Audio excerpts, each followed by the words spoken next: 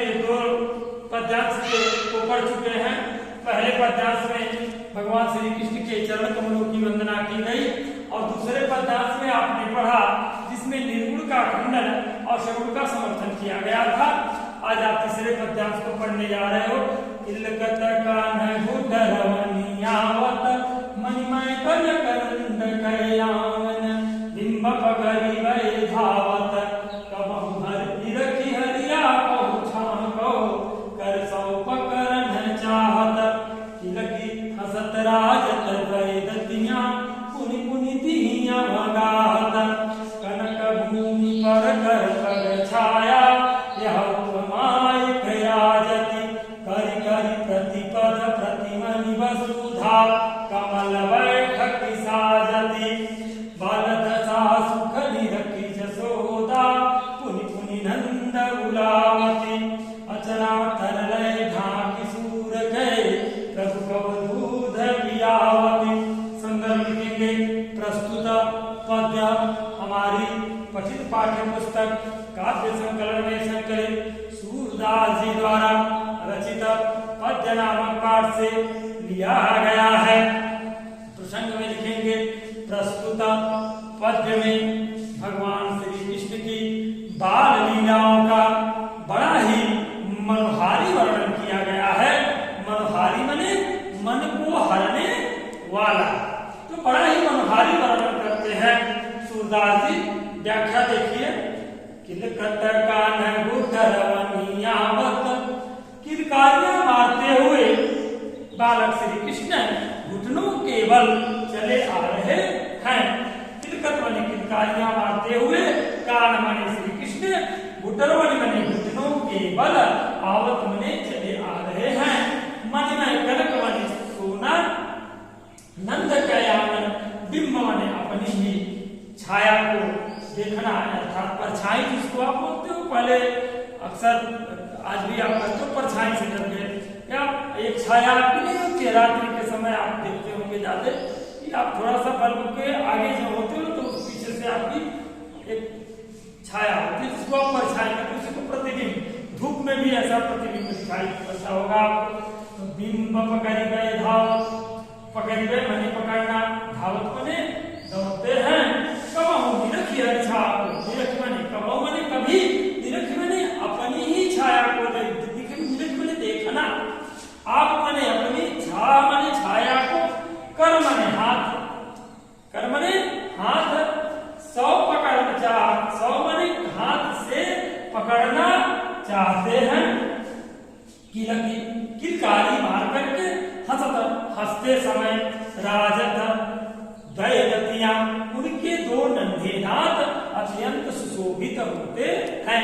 पुनि पुनि माने बार बार तिहिया वगाहत उसे छुपाने का प्रयास करते हैं।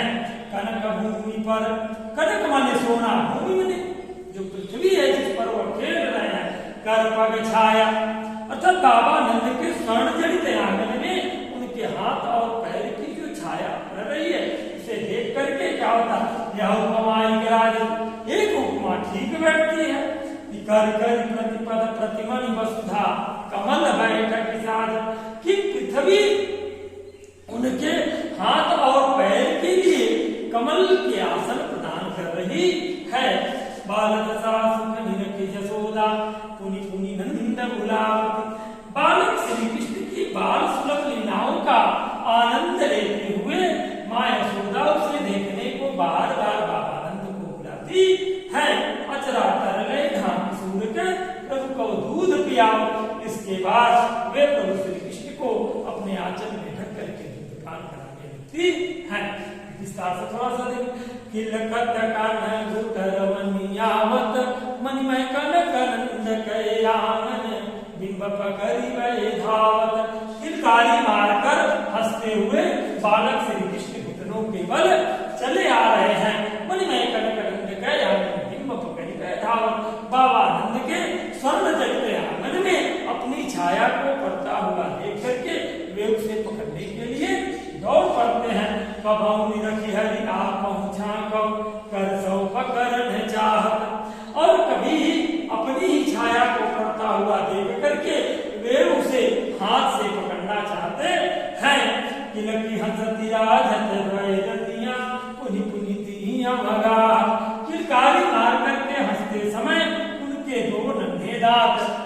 मोहित होते हैं और वे उसे बार बार सुनाने का प्रयास करते हैं।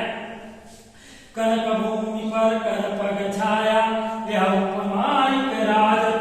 बाबा नंद के स्वर्ण जनित आंगन में जो उनके हाथ और पैर की छाया पड़ रही है उसे देख करके एक उपमा ठीक बैठती है कि अरे कर कर पद प्रतिमा सुधा कमल बैठक साजत। ऐसा प्रतीत होता है मानो पृथ्वी भगवान श्री कृष्ण के या बालक श्री कृष्ण के हाथ और पैर के लिए कमल के आसन प्रदान कर रही है।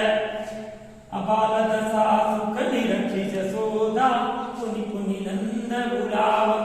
बालक श्री कृष्ण की बाल सुलभ लीलाओं से का आनंद प्राप्त करते हुए आनंद उठाते हुए माँ यशोदा उसे देखने के लिए बार बार नंद को बुलाती हैं। अचरा कर लय ढांकी सूर गए प्रभु को दूध पियावत। इसके बाद वे बालक श्री कृष्ण को क्या करती है, सूरदास जी कहते हैं इसके बाद माँ यशोदा बालक श्री कृष्ण को या मेरे प्रभु को अपने आंचल में ढक करके दुग्ध पान कराने लगती हैं।